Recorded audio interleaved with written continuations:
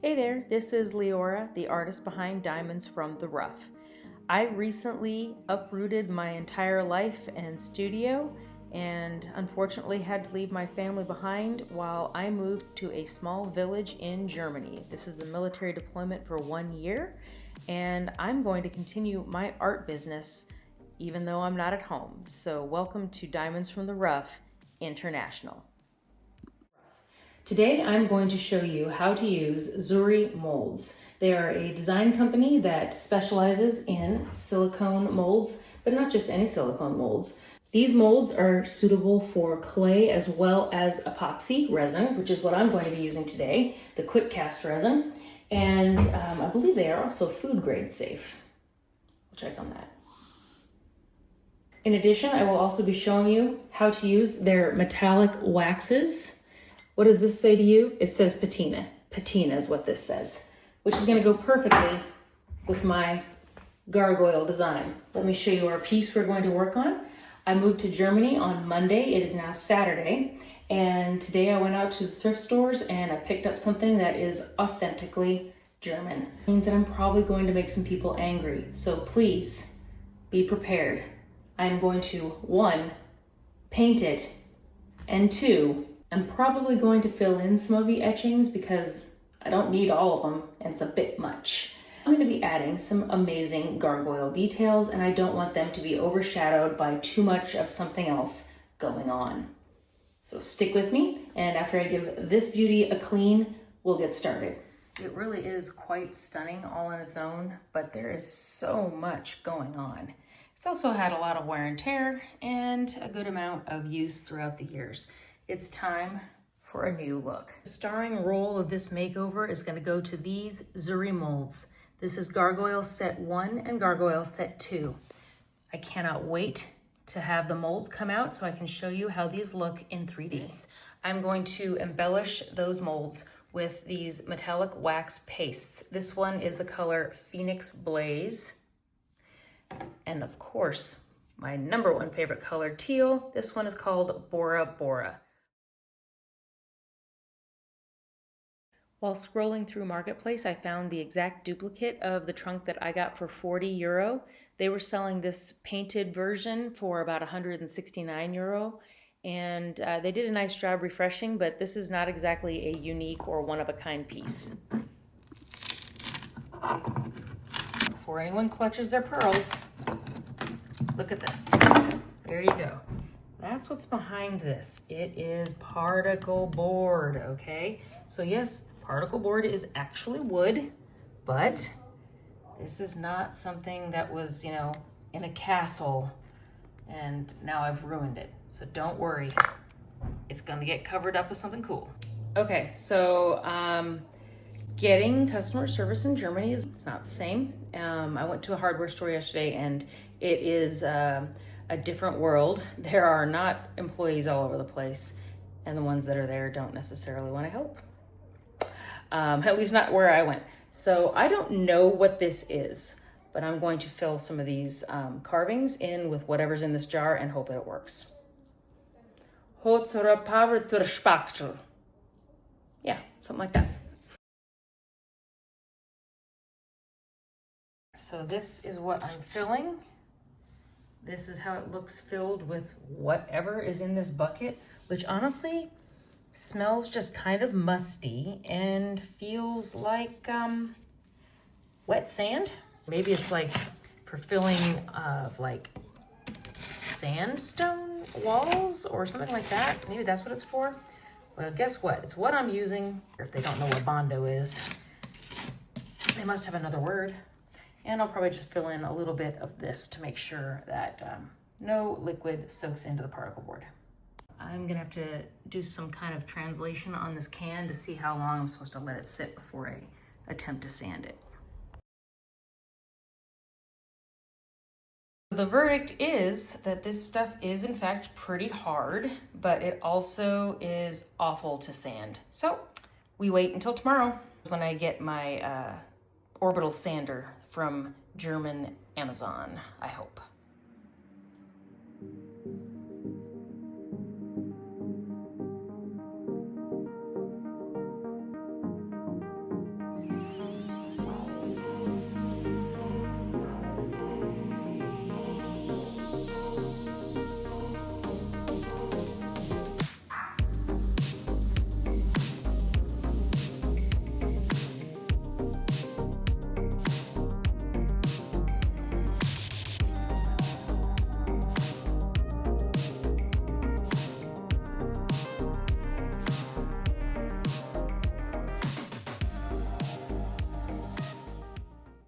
let's take a brief intermission to France, shall we?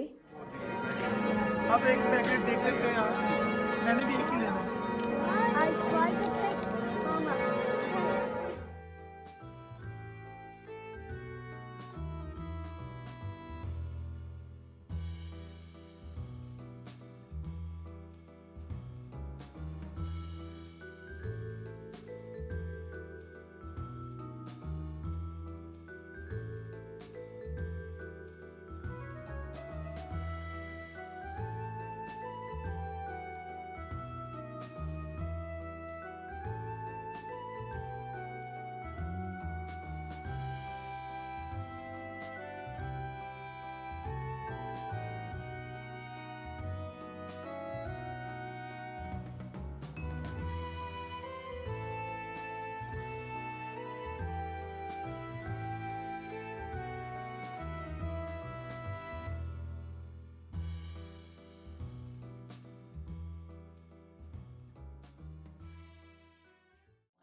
I was going to do in these center flower looking things, the small round gargoyle.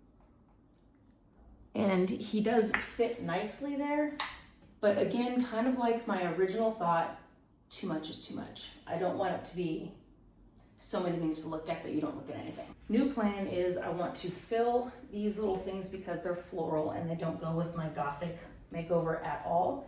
I'm going to use a very thin wood fill.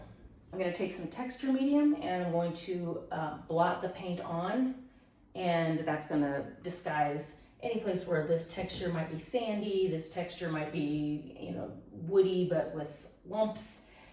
Basically, I'm gonna hide whatever is not perfect, you know, like makeup. So I'm slathering on some foundation here. I can't find the third one that I swear I made anywhere. So we're gonna make another one. I don't have any more of the 10-minute epoxy. Plan B, Sculpey air dry clay. This is something I got at Hobby Lobby. I have never used it before.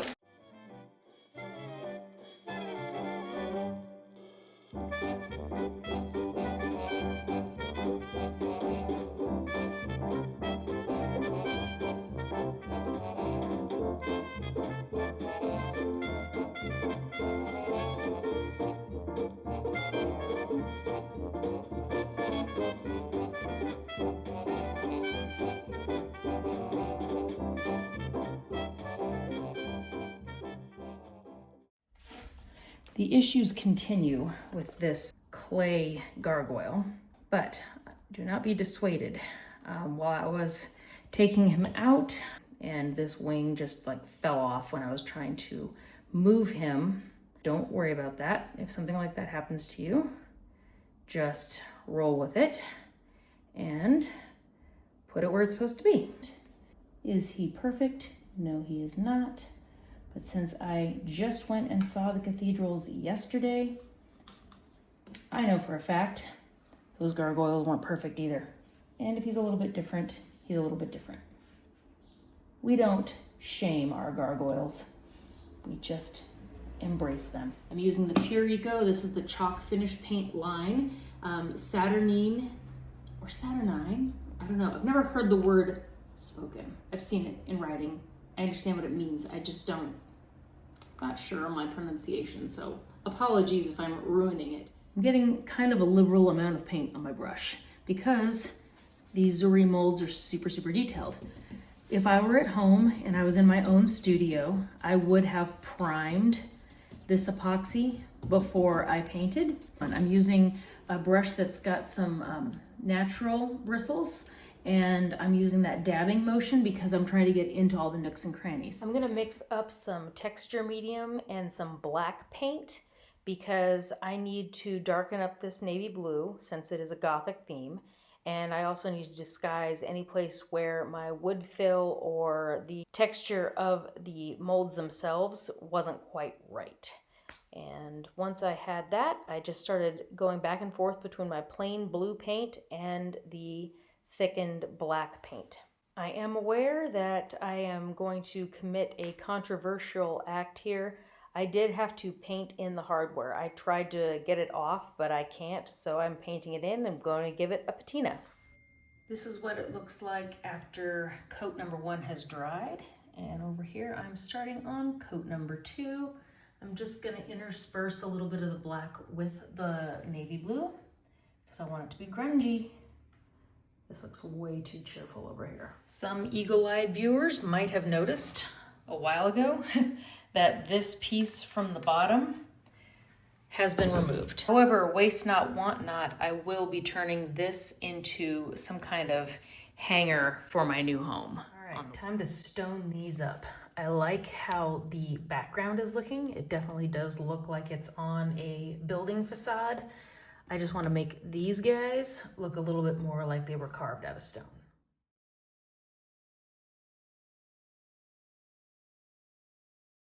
All right, now we've got stone gargoyles. We're getting somewhere. Trust the process. I want to give them more dimension because you don't want to get all those details and then let them hide in a monochromatic scheme. So I'm going to use a little bit black paint, like so. Take off almost all of it. And then I'm gonna dry brush because gargoyles aren't clean, right? Answer, no, they are not. They're up there in the elements for centuries. They get grungy. I'm going to give this whole thing a coat of wax. This is the Pureco beeswax polish, and the scent is French pear. It's pretty firm. This wax is going to seal in my paint. Moving on to the handles. These were metal, so I want to make them look like they have been aging along with the rest of this Gothic trunk. I'm going to make them copper. This is that metallic wax paste called Phoenix Blaze from Zuri. I'm gonna go light-handed. This is so smooth. Yeah, that's coming out nice. Underneath where the metal is attached, I'm going to add some patina. Using a little bit of teal paint is one of the easiest ways to immediately get that sort of oxidized look, and to enhance that, adding water to it and letting it naturally drip really gives you more of the authentic look. I added just a little bit more copper throughout to give it some details that look like they'd worn away, and then this piece is done.